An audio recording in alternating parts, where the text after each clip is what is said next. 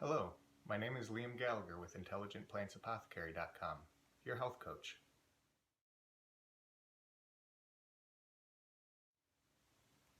So I talked yesterday about a tea blend that I use on a daily basis to help nourish my nervous system. As I've mentioned before, I've had a lot of nerve damage and I've dealt with a tremendous amount of stress in my life. The combination that I use is oat straw, skullcap, and peppermint. Each one has its purpose in the blend, and I'll describe each of those as I go along. Oat straw is a great herb for nourishing the nervous system. It's indicated by David Hoffman in his book Medical Herbalism as a great herb for nervous stability and exhaustion. So that's a great, I use that in this blend because I found that it really helps to kind of calm my nerves a little bit, but in the way I kind of envision it is it almost coats them. I've talked before about my nerves feeling filleted, and it's almost like it helps put the pieces back together, as it were. Skullcap is another great nerve tonic. It kind of tones the nervous system. Again, according to David Hoffman, he says it is that skullcap effectively soothes nervous tension while renewing and revivifying the central nervous system. Again, designed to feed and nourish the nervous system, which, as I've stated plenty of times, has received a lot of damage, both from situational events as well as stressors and my own thoughts.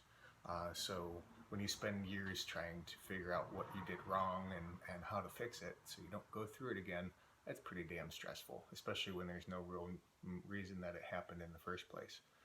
I'm positive that everybody has those experiences. Some people have had more than others, but I digress.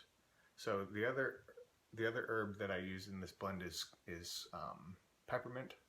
It is good as a carminative, and anti-inflammatory, and anti-spasmodic. So a carminative means it helps relax the digestive system, or relax the stomach muscles, as it were. It's anti-inflammatory in nature, and it does have a somewhat calming effect on the muscles. So that blend really tends to keep the tension away for me. All the herbs I've included in that blend are very safe to use, and they've been around a really long time.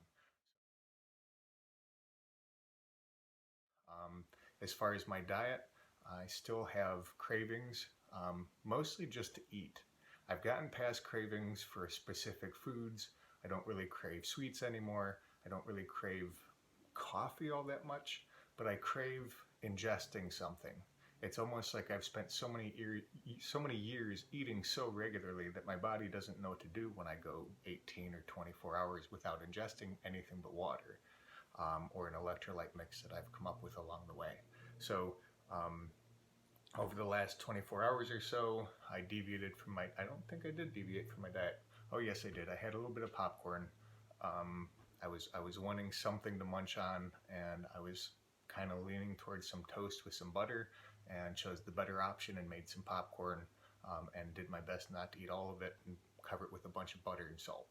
I ate a little later than I would have liked to have, but I definitely made sure I corrected with additional insulin. And when I woke up this morning, my blood sugar was 137. So even though I deviated a little bit yesterday, I'm still on course for the goals that I've set for myself. I've also begun doing some specific reprogramming for my thoughts, and kind of, if you think of your brain as a computer, basically what I'm going in is I'm changing the program. The reason why I'm doing this is life has conditioned me, and my thoughts have conditioned me, and circumstances have conditioned me to behave a certain way and to see things from a certain perspective, and to have fears based on those past experiences. Our brain's a wonderful thing, but it's also hardwired to keep us from repeating negative experiences and traumatic experiences. So I have, over the years, I've figured out ways of addressing those issues. I don't know anybody who's known me long enough has heard me talk about the fact that I started brainwashing myself when I was about 11 years old. So the technique I'm incredibly familiar with. I found that even though I knew the information, I didn't really know to put it into use for a number of years. I'm finding that that's a direct result of the PTSD. Essentially, my brain decided that although I had found a way out younger in my life and had done a lot of things in order to resolve most of my issues, in other words, I reprogrammed my brain quite a bit then, um, because incidences and accidents and traumatic events continued to happen, and I continued to find myself without the support that I really needed to get through some of these events.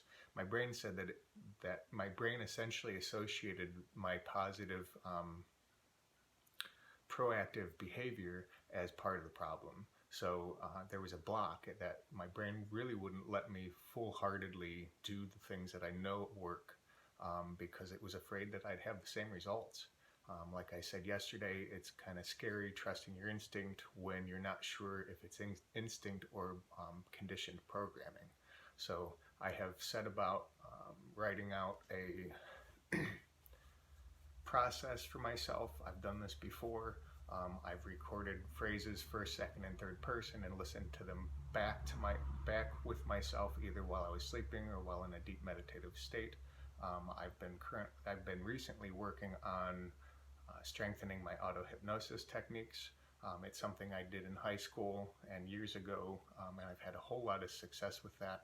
I've actually created a whole world inside my mind, in my intellectual space, I guess it would be referred to. I've done things such as give my decisions over to my highest knowing, taking my intellect out of the picture, I had realized early on that our thoughts tend to get in the way more than anything. We all know that we do better when we're not thinking about things, so I figured it'd be cool to program my brain to not think about things and to allow myself to just make the decisions that I needed to make. The problem with that was, as I had already stated, that life happened in such a way that my brain started to wonder if that was such a safe approach.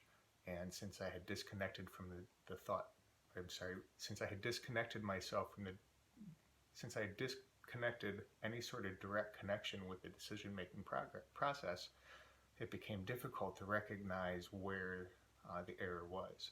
Once I found it, I started to address it. The ways that I did that was just to kind of make sure that my brain saw all that I had accomplished. It definitely helped as I read the book Your Resonant Self by Sarah Payton, and then again another book I had been turned on to recently called Conditioned Reflex Therapy by Andrew Salter. Both of these books were really good for my animal brain, because both books describe some semblance of the process that I had come up with just through my own studies and through trial and error. Your Resonant Self takes the approach of the neuroscience of trauma, and it gets very technical and it's pretty detail oriented, whereas the Conditioned Reflex Therapy book by Andrew Salter is a bit more practically applicable. In other words, he kind of describes things in terms of how they affected the individuals he was working with. Both processes that are used remind me of the things that I've done, and it's really helped bolster my confidence quite a bit. I've realized more and more clearly how much I do understand about how the human animal functions, myself in particular, and that I've already addressed a lot of these issues. There's definitely a part of me that kind of screams out saying, oh fuck, I gotta do it again, but what are you gonna do? Do it again or be miserable. So that's what I've been up to. I will continue to update as I keep promising. I've got a day and a half worth of blood sugars and insulin intakes and herbs and food written out. I'm going to continue to do that. It's a pain in the ass. I did it a lot in my life. I get tired of doing it, but there's absolutely a purpose. So stick around. I'd love to have you see what I accomplish. I'd love to have you accomplish the same for yourself or something similar. Anyway, here's hoping you happiness and health. Have a great day.